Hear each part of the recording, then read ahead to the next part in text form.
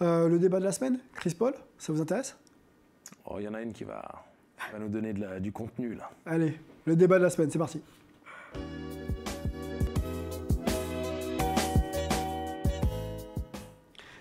Mélissa, tu joues point de garde, c'est ça? Meneuse de jeu, on va dire, même si tu as un profil très agressif vers le cercle. On va se poser la question de savoir où classer Chris Paul, le meneur des Phoenix Suns, dans une hiérarchie des meilleurs meneurs de l'histoire de la NBA, peut-être même d'abord le meilleur meneur de sa génération. On va peut-être déjà commencer par ça, et après on essaiera d'aller chercher d'autres meneurs type Magic Johnson et autres. Présentons déjà Chris Paul. 36 ans, 17e saison NBA pour Chris Paul, 1m83, 79 kg. Meneur de jeu, donc je l'ai dit, drafté 4e en 2005. Et vous voyez les stats très solides, plus de 18 points, 4,5 rebonds et 9,5 passes. Chris Paul est passé par pas mal de franchises. On peut voir aussi le tableau.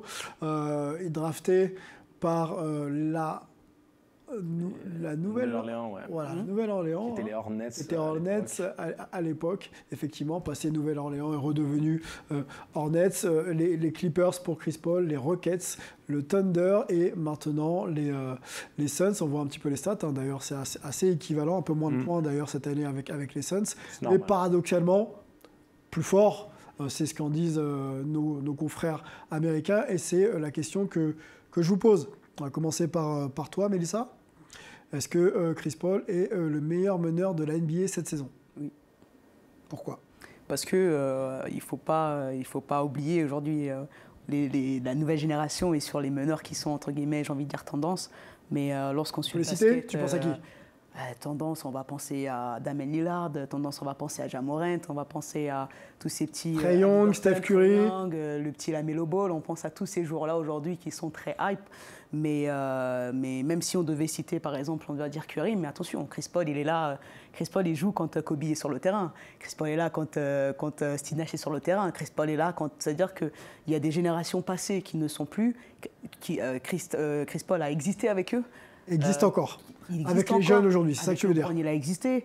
Et il y a des jeunes qui sont arrivés aujourd'hui et Chris Paul est en train de faire la misère. Donc à un moment donné, c'est respectable. Il faut respecter Chris Paul. Melvin, tu as croisé la route de Chris Paul à maintes et maintes reprises. Il a effectué des matchs très très sérieux encore cette année face aux Warriors. Est-ce que pour toi, Chris Paul est aujourd'hui le meilleur meneur de la Ligue? Alors non, pour moi, il n'est pas le meilleur meneur de la Ligue. J'ajouterai un nom à la liste que Mélissa a donné, c'est Luka Doncic aussi, qui joue meneur pour Dallas. Par contre, je dirais que c'est le meilleur meneur gestionnaire de la Ligue et sûrement le closer ou le joueur le plus clutch.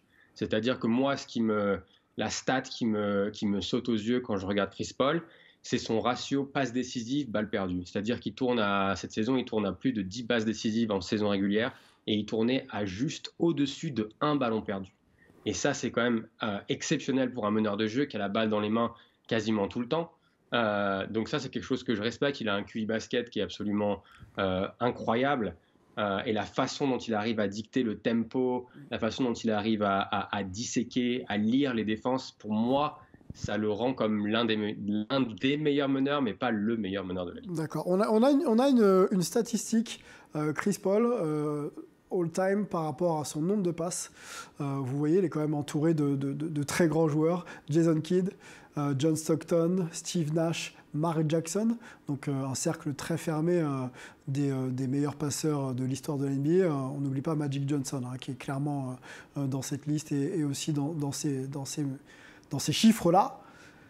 Quand on parle de Chris Paul, meneur de jeu, je parle au technicien Angelo, est-ce qu'on peut aujourd'hui dans une ligue avec des meneurs très scoreurs, très forts sur le plan athlétique, le comparer à un Steph Curry, le comparer à un Ja Morant? Est-ce qu'il n'est pas finalement un peu unique maintenant, Chris Paul, dans sa vision de son poste? Alors pour moi, il est la quintessence de ce qu'on pourrait considérer hybride. C'est-à-dire qu'il a cet aspect old school du meneur distributeur de ballon, contrôleur de tempo, gestionnaire, mais aussi ce meneur moderne qui est capable de prendre le jeu à son compte et de mettre à lui tout seul un 8-0 à une équipe, de mettre les paniers importants sur de la création individuelle.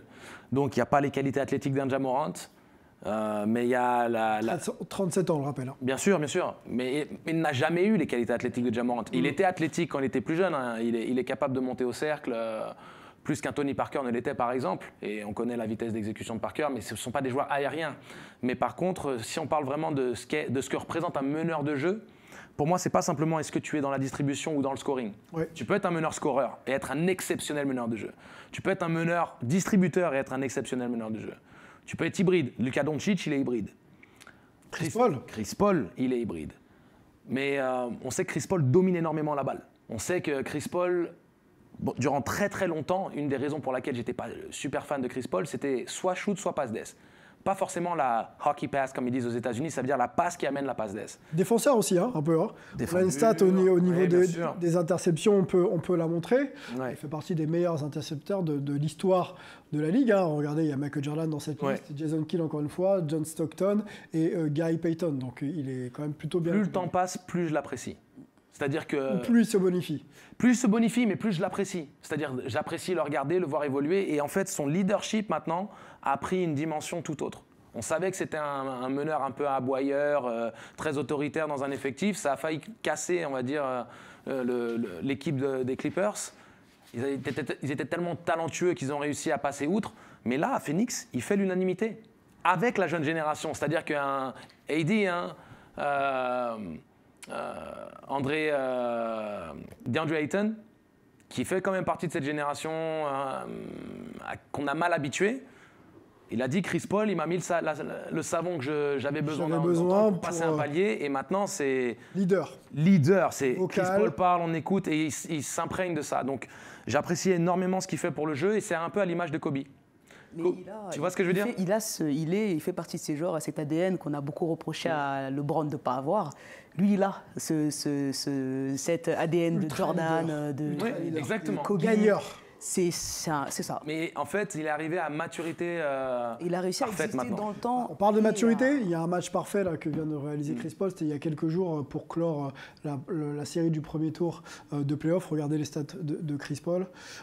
Il était opposé aux Pelicans. 33 points, 8 passes, 14 sur 14 au tir, 5 rebonds. Ouais, non, mais c'est... Il a été un patron du début à la Masterclass. fin. J'ai vu ce match, il a été du début à la fin, ça a été... Il est au sommet de son art. Il est au sommet de son art. Attention, parce que c'est ce que je dis. Il y a des gens qui vont peut-être découvrir Chris Paul aujourd'hui, mais ceux qui connaissent et qui l'ont suivi, temps qu'il est au sommet de son art. Il n'est pas en train de faire quelque chose de différent de ce qu'il faisait avant. On a juste donné encore un peu plus de crédibilité, puisque au final, on connaît le Chris Paul des Clippers. Ouais. Mais ensuite, il y a le Chris Paul avec les Rockets, mais tu joues avec le... Et puis les Rockets, c'était à les Rockets, c'est ça. Ça manque de bague aussi. C'est ça. Sur le plan collectif, pour l'instant, on est un peu vierge. Mais il a la reconnaissance. Mais attention, donnez-lui la crédibilité, puisqu'il passe à ça avec les Rockets, ça ne marche pas, mais ce qu'il a fait avec les Thunders derrière, on n'en a pas assez parlé. Oui, mais il les a amenés en play-off. Là où on va commencer, on parle de all-time. Oui, là, on parle de all-time. Il faut le mettre à côté de Magic Johnson et peut-être même de Jason Kidd, qui a eu des mots assez élogieux concernant Chris Paul. Je vous lis la déclare. Il joue parfaitement le poste de meneur. Il sait comment bouger les pièces de l'échiquier pour l'emporter. Son QI basket est hors norme, tout comme son esprit de compétition et sa volonté. Jason Kidd, champion NBA avec les Mavs, maintenant coach des Mavs. Question à Mélissa, ce sera la dernière de notre débat. Peut-être Mélo aussi, je voudrais t'entendre là-dessus. Tu préfères la carrière de Chris Paul ou de Jason Kidd ? Jason Kidd, champion NBA, hein. Sur le tard, double champion olympique, passeur, intercepteur, on l'a vu dans les cartons. Mais Kidd, il parle de qui dans cette décla ? Il parle de lui-même aussi. C'est-à-dire que quand tu lis la description, c'est pour ça qu'il apprécie Chris Paul. Quand même. Exactement. Réponse rapide. Mélo, il a apprécié ce que je viens de dire, Mélo. Je presse un petit peu par le temps. Bien sûr. Non, je vais prendre Jason Kidd. Jason Kidd. Melvin, tu préfères la carrière de Chris Paul ou celle de Jason Kidd ? C'est injuste, cette question. Je vais prendre Kidd parce qu'il a la bague de champion, mais je suis d'accord avec ce que disait Angelo, c'est-à-dire que quand j'étais en train de préparer l'émission, j'essayé de faire mon top 5 des meneurs all-time, c'est vrai que pour moi, c'est quasiment la copie conforme au niveau du style de jeu. Et quand Angelo parle de la quintessence même d'un meneur de jeu, c'est du Jason Kidd, j'ai envie de dire, c'est presque aussi du John Stockton.